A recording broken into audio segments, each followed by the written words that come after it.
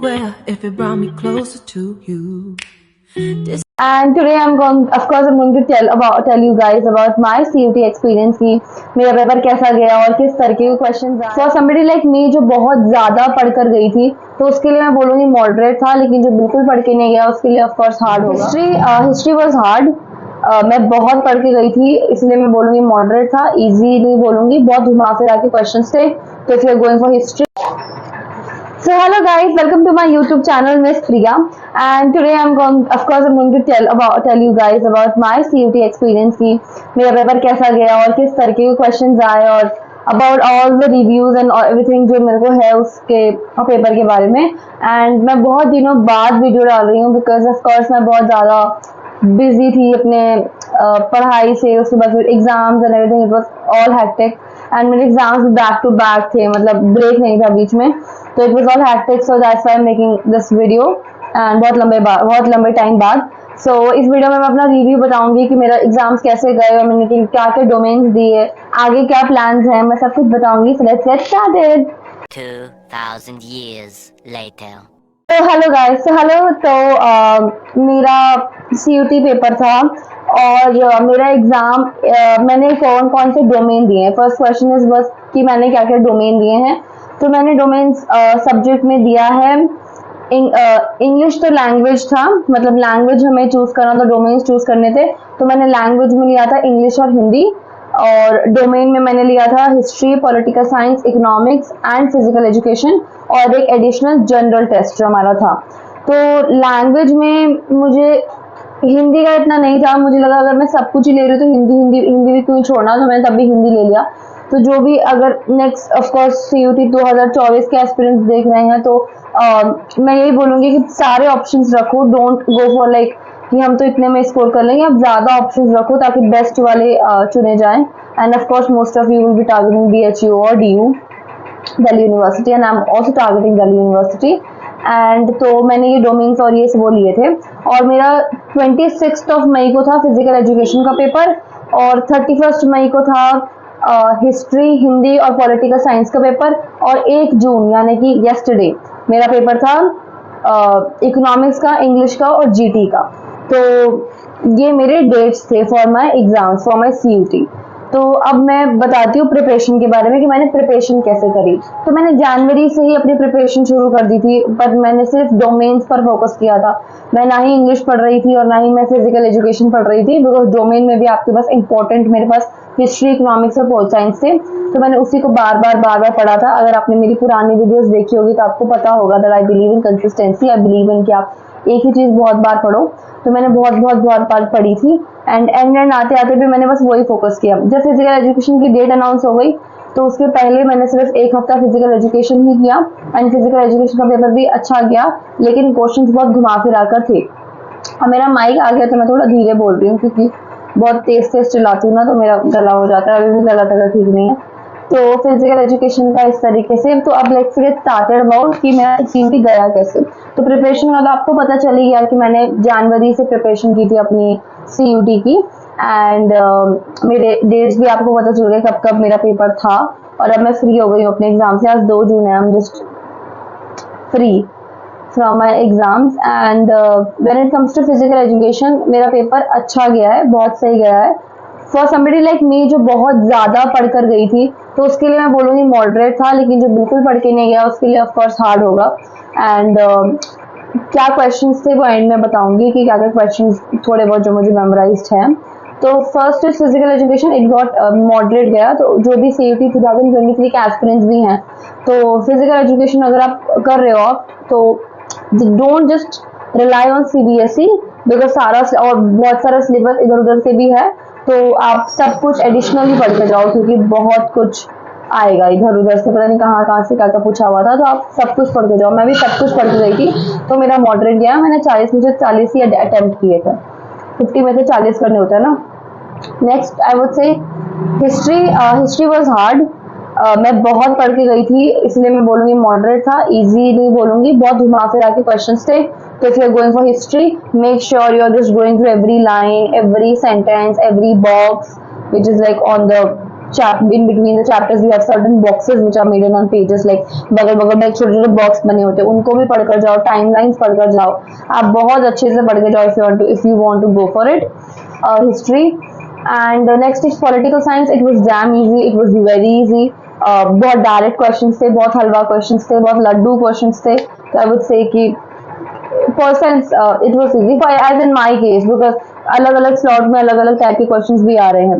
Economics बिल्कुल हलवा, मैं हलवा बोलूँगी बिकॉज इकोनॉमिक्स में मैंने बहुत पढ़ाई की है और मेरे बोर्ड में भी 99 आए थे आउट ऑफ 100 इकोनॉमिक्स में, तो मैं इकोनॉमिक्स में बहुत अच्छी हूँ, तो मेरे लिए बहुत ईजी था वो paper. And I don't know about other students but I am telling about my experience.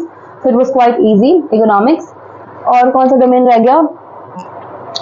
History हो गया, पॉलिटिकल साइंस हो गया, इकोनॉमिक्स हो गया, फिजिकल एजुकेशन हो गया. Domains are finished. General test बिल्कुल नहीं पढ़ा था बिकॉज मेरे लिए वो मैटर नहीं करता. मैंने बस एक प्रैक्टिस के लिए जनरल टेस्ट दिया था.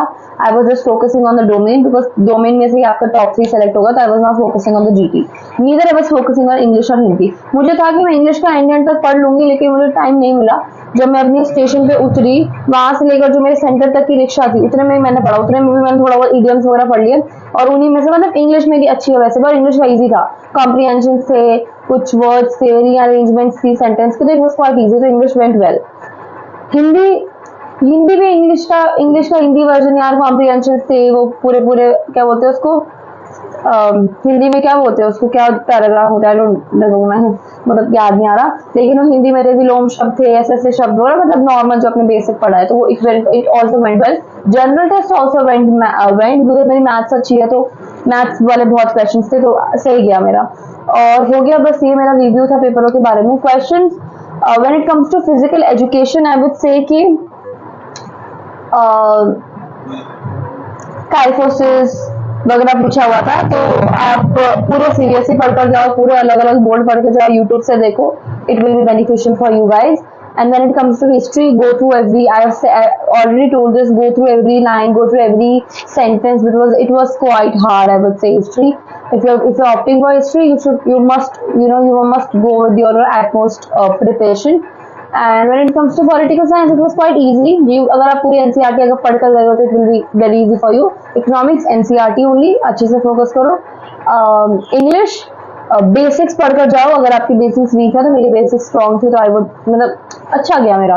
हिंदी पढ़कर जाओ, मतलब बेसिक्स क्लियर करके जाओ. जनरल टेस्ट बेसिक क्लियर करके जाओ. Normal reasoning, quant, logical reasoning, maths, थोड़ा बहुत वर्बल, मतलब अच्छे से, मतलब जो हमारे जीटी में बहुत सारे हिस्ट्री के क्वेश्चंस भी आए हुए थे, तो जो मैंने हिस्ट्री में पढ़ा था, तो मेरा वहाँ भी काम आ गया. तो quite easy for me to do that.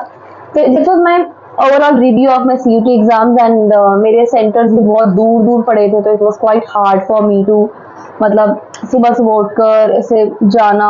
और मैं जब वहाँ गई थी, मतलब मेरा 31 का जो पेपर था, माय गॉड, जोन के लेकर मैं इतना कंफ्यूज हो गई कि मैं रोने ही लगी थी. मतलब मैं रो पड़ी थी वहाँ पर. मेरे को गार्ड वगैरह बोल रहे थे कि कोई बात नहीं, इट्स ओके, इट्स फाइन, हम अंदर फिर भी आपको इंस्टीट्यूट के घुसाएंगे, डोंट वरी, आप नहीं छोड़. मुझे था कि यार अगर रह गया तो फिर रह गया. तो आई वाज क्वाइट, मतलब सुबह मतलब मैं रात भर मैं सोई भी नहीं हूँ अपने पढ़ने के चक्कर में.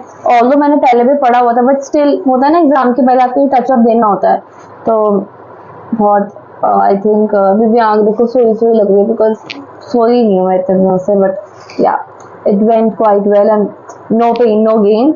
So it was quite easy. अगर आप CUT 2024 के लिए प्रिपेयर कर रहे हो, तो ऑफकोर्स मैं उसके लिए टिप्स बनाऊंगी कि आपको कैसे क्या पढ़ना चाहिए. बट आई वुड से कि अच्छे से करो, पढ़ो. आई थिंक CUT अड्डा is quite, I think it's a good platform जहाँ पर आप प्रिपरेशन कर सकते हो. मैंने भी वीडियोज, मतलब मैं don't go for paid batches guys, किसी भी इंस्टीट्यूट के पेड बैचेज में मत जाओ, बिकॉज जो चीज़ आपने ऑलरेडी 12th में पढ़ी है, उस चीज़ के लिए आप दोबारा कोर्स ले रहे हो, दैट्स यूजलेस आई गेस. तो 12th में अच्छे से पढ़ लो ताकि CUT में काम आ जाए. And it went well, my CUT went well. I am just hoping कि मेरे अच्छे नंबर आ जाए और मुझे नॉर्थ कैंपस, अपना ड्रीम कॉलेज मिल जाए. नॉर्थ कैंपस एंड ऑल्सो अगर मुझे एक साउथ कैंपस का भी कॉलेज है, जो मैं नाम नहीं लूँगी, जब मिलेगा तब बोलूँगी. तो नाम नहीं बोलूँगी अपने साउथ कैंपस का, जो मुझे चाहिए, जब मिलेगा तब I am gonna tell you. So this is the overall review and everything. और मैं हर सब्जेक्ट पे अलग अलग रिव्यूज बनाऊंगी, मतलब थोड़े बहुत क्वेश्चंस वगैरह बताऊंगी जो आए थे, तो वो भी देखना मेरे चैनल पे आपको मिल जाएगा। मैं अलग अलग बनाऊंगी, लाइक पोल साइंस का अलग, हिस्ट्री का अलग, तो मतलब क्या क्या क्वेश्चंस वगैरह आए थे। एंड मेरी एक और मैंने इंस्टाग्राम पे डाला था अपना आस्क मी क्वेश्चन, उसमें बहुत सारे लोगों ने सीईटी क्वेश्चन पूछे हुए थे, उसकी भी मैं अपनी अभी वीडियो बनाऊंगी, सो वो भी आपको चैनल पे देखने को मिलेगी। So that's all for today and thank you so much guys. मुझे ना अभी लगा कि मैंने ऑन ही नहीं किया था रिकॉर्डिंग बटन, तो मुझे धक्का आ रहा था क्योंकि बहुत, माय गॉड, थोड़ा टाइम लगा था, मुझे लगा कि मैंने ऑन नहीं किया था recording button, but it's recording.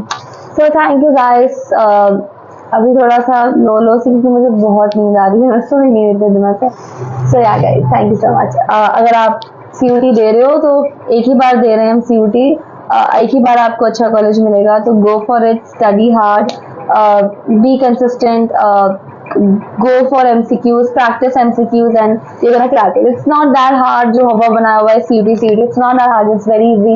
If you're going to NCERT, you're gonna crack it. Thank you guys.